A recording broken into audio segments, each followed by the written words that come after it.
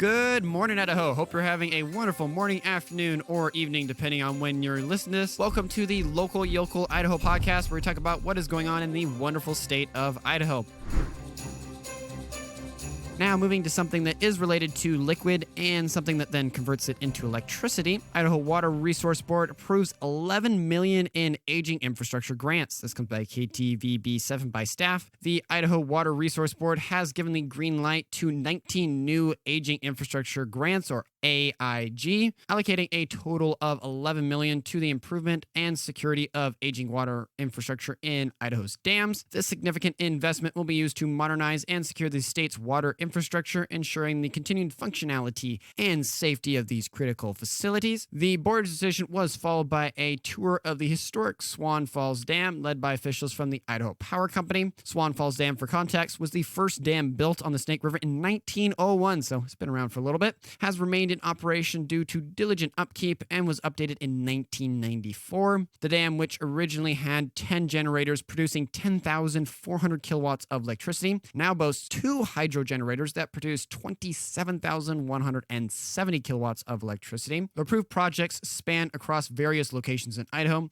with grants ranging from as little as $2,457 to as much as $1.8 million. The projects include the Marysville Irrigation Co. in Ashton, Blaine County Canal Co. in Howe, the Falls Irrigation District in American Falls, and the Grindstone Butte Mutual Canal Co. in Boise, among others. The total cost of these projects far exceeds the grant's amount, indicating significant investment in Idaho's water infrastructure. The board anticipates more IG awards in the future, signaling an ongoing commitment to maintaining and improving Idaho's infrastructure. For more information on these projects and Idaho's water and dam infrastructure, people can visit the AIG website.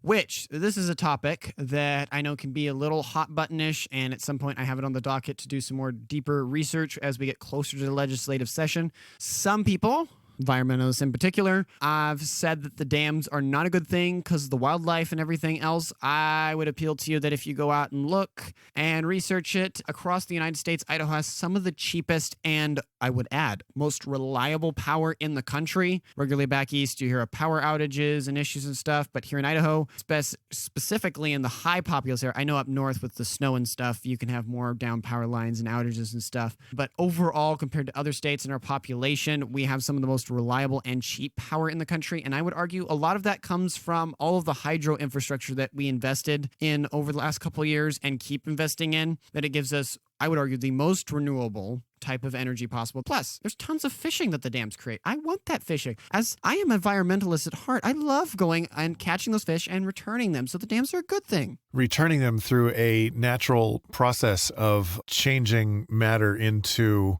fertilizer. Anyway, that's one way to look at. Right? That's in other words, eating. Yes, I do eat some of them. The bass, though, they can stay in the lake. They're fun to catch, not so fun to eat, in my opinion. That's funny. Yeah, I don't know. I understand the desire for not harming the environment. But then again, I also understand the need for good power and reliable power. And yeah, water and rivers and dams are one of the better ways of having that power.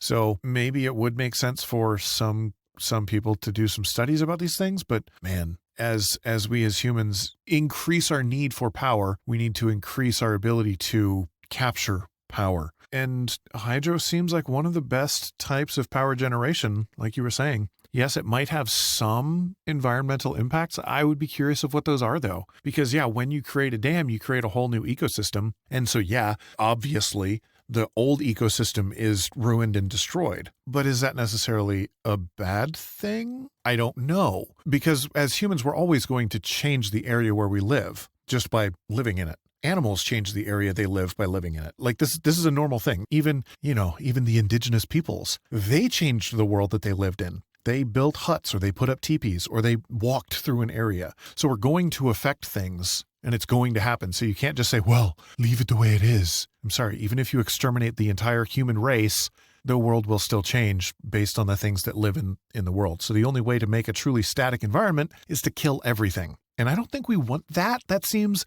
like a bad goal. So, yes, if you change something, you should probably look at the way it's going to it. You should look at the end product and say, all right, so yeah, dumping nuclear waste into a river, probably not the best thing to do. But putting up a dam, yeah, you're going to change the river to a lake on one side and then a river on the other. I don't know. Maybe that ends up being a good thing. So studies I could see being done, but I like that we're putting money into our infrastructure. For all the pacifists out there, there's a reason that the U.S. military, kind of using this as an example, is such an effective fighting force in the world, is that American strategic doctrine focuses a lot on logistics. We are the number one country in the world that can say, hey, we can take troops in the U.S. sitting in some base in Florida, and we can have them deployed and fully keep them supplied overseas, and it doesn't break a sweat to the U.S. Army's supply chain. To do that takes a lot of focus and logistics and all the not the fun infrastructure that's needed in logistics to do that. Same with the power system. For that power system to be functional, to do its job, to be reliable, and get the power to the user. Cool, you've got this amazing,